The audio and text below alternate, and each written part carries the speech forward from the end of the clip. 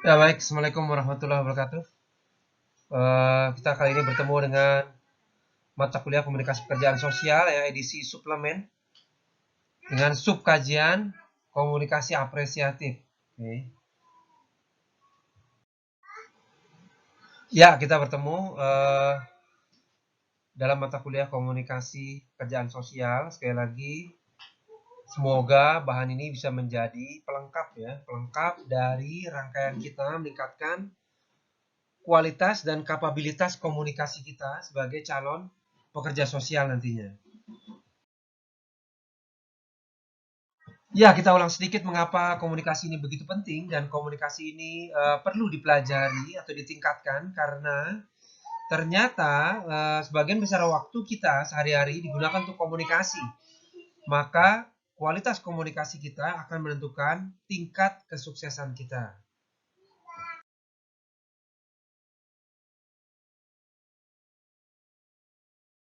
Iya, kita ulang sedikit juga bahwa kita masing-masing manusia memiliki nilai keyakinan pikiran kita sendiri. Kemudian untuk mempengaruhi apa yang kita katakan, mempengaruhi apa yang kita lakukan, dan mempengaruhi apa yang kita dapatkan. Ya. Sehingga itu akan mempengaruhi secara umum nasib kehidupan kita. Jadi nasib kehidupan kita kurang lebih bisa dikatakan tergantung dari apa yang kita katakan ya. Dan bagaimana kita mengatakannya. Artinya apa yang kita komunikasikan. Sehingga ini menjadi penting dan perlu dipelajari lebih dalam, khususnya bagi calon pekerja sosial yang salah satu instrumen utama bekerjanya adalah melalui berkomunikasi dengan orang lain.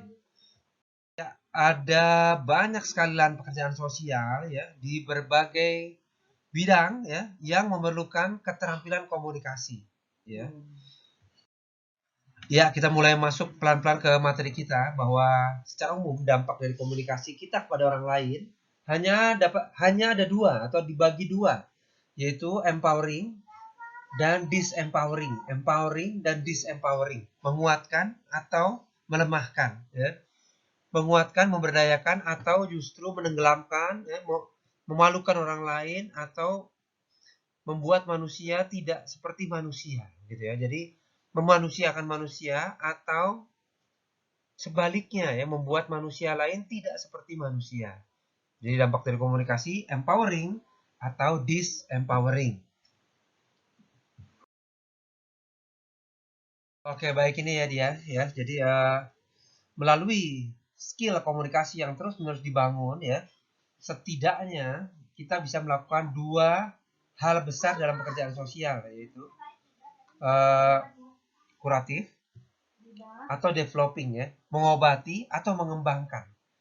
Pada orang-orang yang membutuhkan treatment khusus untuk diobati, disembuhkan ya, dikembalikan lagi, dinormalkan, ataupun yang kedua, orang tersebut tanda kutip normal sebenarnya, namun masih memiliki potensi untuk ditingkatkan, dimaksimalkan, didorong dan diledakkan potensinya. Ini kita bisa gunakan melalui keterampilan komunikasi kita. Oke baik, bahan online ini tentunya banyak keterbatasan dan Anda tidak boleh puas ya. Eh, Jika ada kesempatan, ini akan sangat baik sekali jika dilakukan atau di delivery melalui pembelajaran langsung gitu ya. Sehingga kita bisa melakukan beberapa simulasi pengalaman berkomunikasi. Namun beberapa prinsipnya adalah bahwa pemahaman teori komunikasi akan memampukan kita memiliki beragam strategi komunikasi. Keterampilan komunikasi akan membuat kita banyak senjata dalam mencapai keberhasilan komunikasi ya. Kita bisa memilih strategi komunikasi yang tepat. Kemudian sharing akan menambah pengalaman dan mohon dilakukan masing-masing. Mari ingat-ingat pengalaman berkomunikasi kita yang membuat kita semakin nyaman dengan diri kita sendiri. Pengalaman berkomunikasi yang membuat kita semakin percaya diri.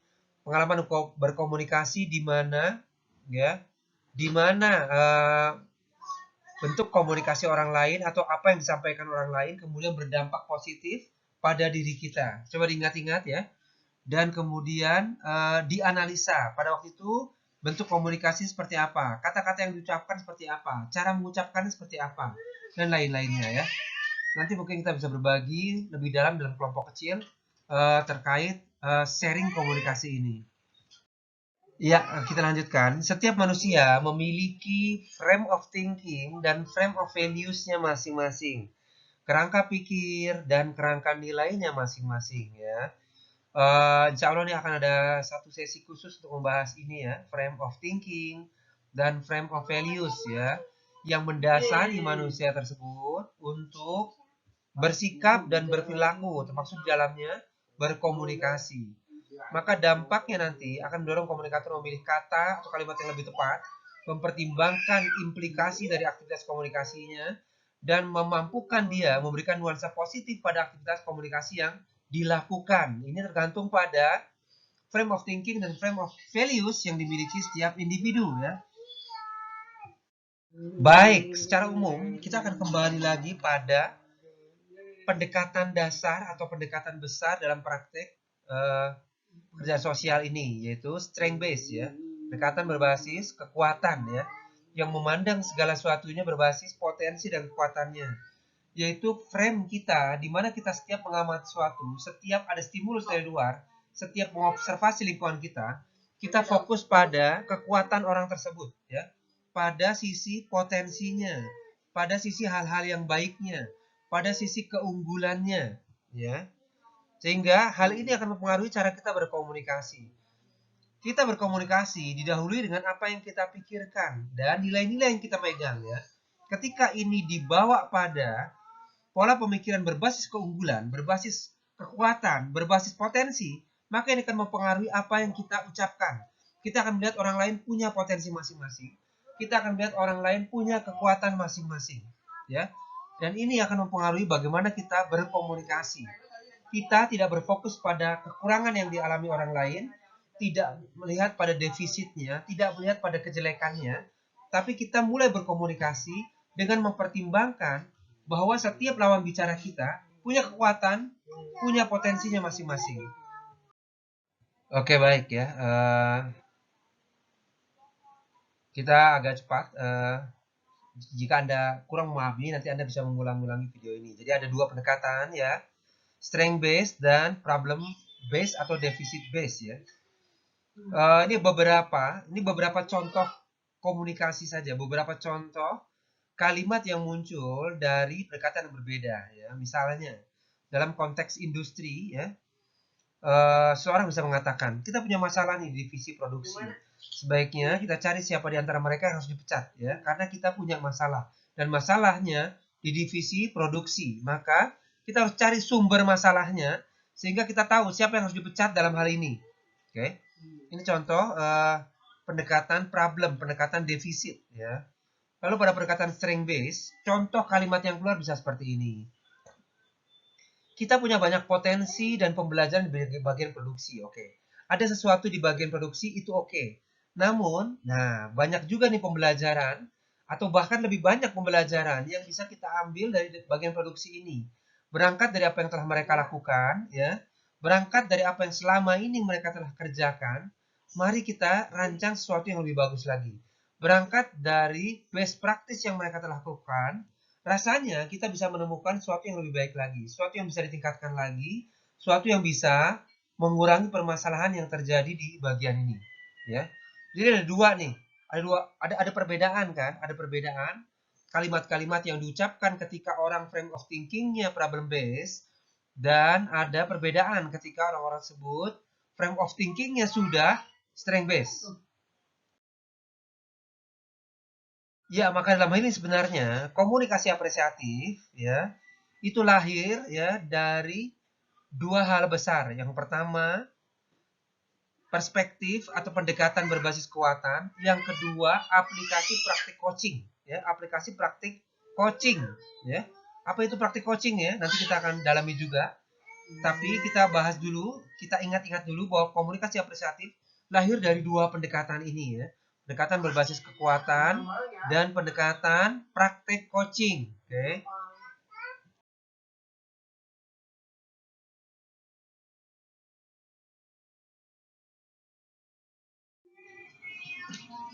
Nah, ini dia. Untuk mengetahui apa itu coaching, ini adalah sebuah aktivitas yang berada dalam Performance Improvement Management. Performance Improvement Management. Wilayah di mana Pexos bisa berkiprah di dunia industri.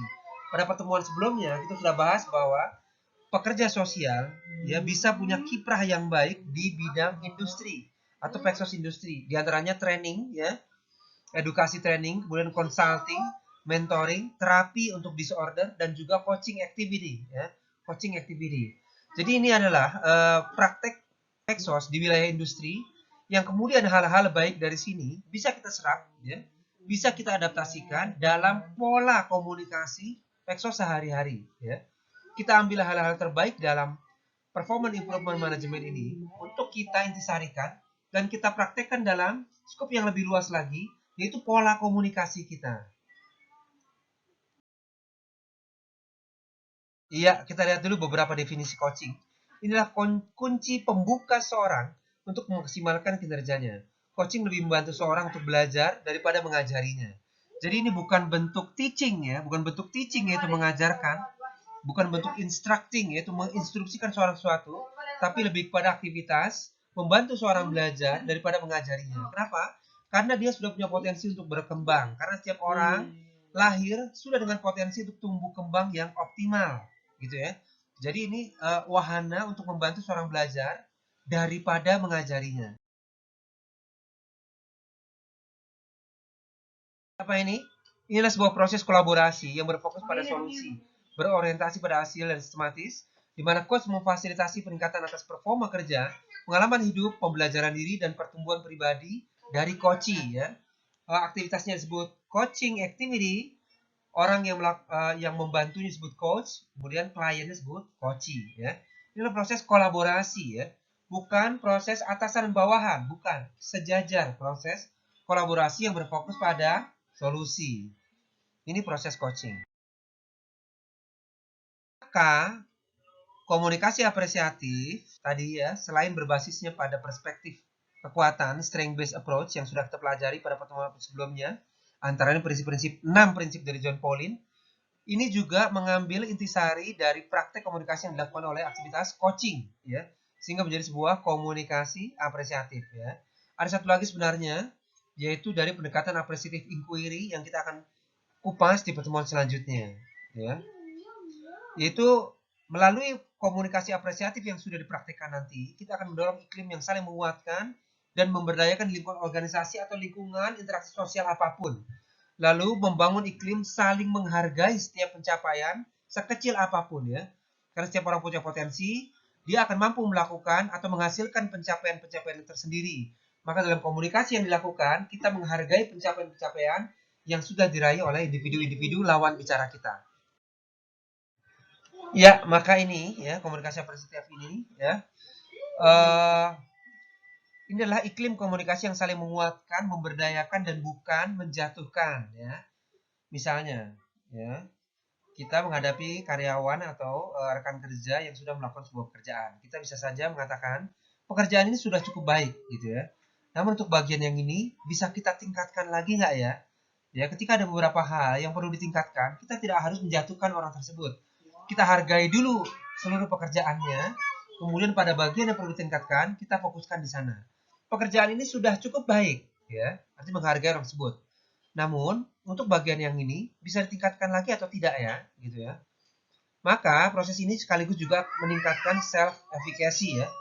Apa itu self efficacy? Ini akan lebih dalam nanti dipelajari di mata kuliah psikologi. Daripada mengatakan ya, kamu ini bisa kerja atau tidak ya, kok ngaco terus ya, gitu ya. Ini adalah komunikasi yang disempowering ya, yang berpotensi humiliating, yang berpotensi dehumanizing, gitu ya. Jadi kita mencela pekerjaan dia. Sebenarnya respon kita sama. Dia menyetorkan pekerjaan yang masih memiliki sesuatu yang perlu diperbaiki. Kita bisa mengatakan pekerjaan ini sudah cukup baik, ya. Namun pada bagian yang ini bisa ditingkatkan atau tidak ya. Daripada langsung mengatakan bahwa pekerjaannya buruk, daripada langsung mengatakan hal-hal yang membuat dia malu, membuat dia tidak menyukai dirinya, membuat dia tidak percaya diri, membuat disempowering ya. Jadi kita selalu bisa memilih menggunakan kata-kata yang empowering others dibandingkan disempowering. Oke. Oke, ini ada contoh lain ya. Dalam iklim komunikasi yang saling menguatkan ya. Pagi ini ada kemajuan nih. Hanya terlambat 5 menit ya. Kira-kira apa nih rencana Bapak atau Ibu agar lebih tepat waktu lagi di hari-hari esok gitu ya. Dimulai dari sesuatu yang menghargai. Dimulai dari sesuatu yang empowering, kemudian sifatnya autokritik ya, mendorong dia untuk mengkritik diri sendiri, memperbaiki apa yang bisa ditingkatkan. Daripada mengatakan, Bapak Ibu ini memang pengacau ya, memang gak bisa bekerja, memang kacau, semua berantakan gara-gara Bapak Ibu terlambat. Memang dari dulunya Bapak Ibu udah ngaco ini ya, gak bisa memperbaiki diri. Saya gak bisa bekerja dengan Bapak Ibu seperti ini, gitu ya. Itu pilihan-pilihan kalimat yang disempowering. Ingat tadi prinsip awalnya, bahwa setiap orang di sebagian besar waktunya ingin berbuat baik ya. Ingat lagi slide awal, geser lagi videonya ke awal, ingat asumsi kita bahwa setiap orang di sebagian waktunya ingin berbuat yang terbaik ya. Namun mungkin saja ada beberapa hal yang pada saat itu dia tidak perform yang terbaik ya. Oleh karena itu, berangkat dari prinsip ini, kita frame of thinking-nya strength based, dia punya potensi untuk memperbaiki diri dan kita memilih kata-kata yang empowering alih-alih yang disempowering ya. Kita selalu bisa memilih dan dampak dari apa yang kita ucapkan akan mempengaruhi self konsepnya dia nantinya. Oke. Ya, oke baik ya. Ini komunikasi apresiatif bagian pertama. Tentunya sangat singkat sekali. Semoga Anda bisa mengerti dan mengulang-ulanginya kembali sebelum masuk ke bagian 2 ya. Saya ingin Anda sudah meresume dengan baik ya sebelum Anda masuk bagian 2. Agar apa? Agar kita kuasai dulu pondasinya atau dasar-dasarnya ya dalam waktu yang singkat ini dalam penjelasan yang singkat ini. Namun mestinya saat ini Anda bisa putar kembali dan putar kembali. Oke, terima kasih. Kita ketemu di bagian 2 insya Allah ya. Assalamualaikum warahmatullahi wabarakatuh. Ya, kemudian kita akan mulai berpraktek ya, berkelompok melakukan proses penyusunan teaching plan ini ya. Sehingga nanti kita bisa pantau bersama kemajuan-kemajuannya. Ya, demikian materinya. Terima kasih banyak ya. Sampai ketemu di video-video selanjutnya masih dalam mata kuliah personal development ya. Untuk program studi ilmu kesejahteraan sosial. Terima kasih. Assalamualaikum warahmatullahi wabarakatuh. Ya, demikian seluruh materi dari topik langkah memfasilitasi dan manajemen kelas ya. Semoga membantu memperkuat kita dalam nanti menyusun training plan atau teaching plan disebutnya ya. Jadi sekali lagi kalau kurang jelas bisa diulang-ulangi lagi videonya sampai kemudian bisa membuat kita yakin dalam menyusun training plan atau teaching plan kita. Terima kasih, sampai ketemu di video selanjutnya. Assalamualaikum warahmatullahi wabarakatuh. Ya, bismillah. Oke, mengingatkan kembali. Sekali lagi, video ini tidak cukup hanya diputar sekali. Perlu Anda putar minimal 2 kali, udah buat resume singkatnya, baru lanjut ke video selanjutnya. Oke, terima kasih. Assalamualaikum warahmatullahi wabarakatuh.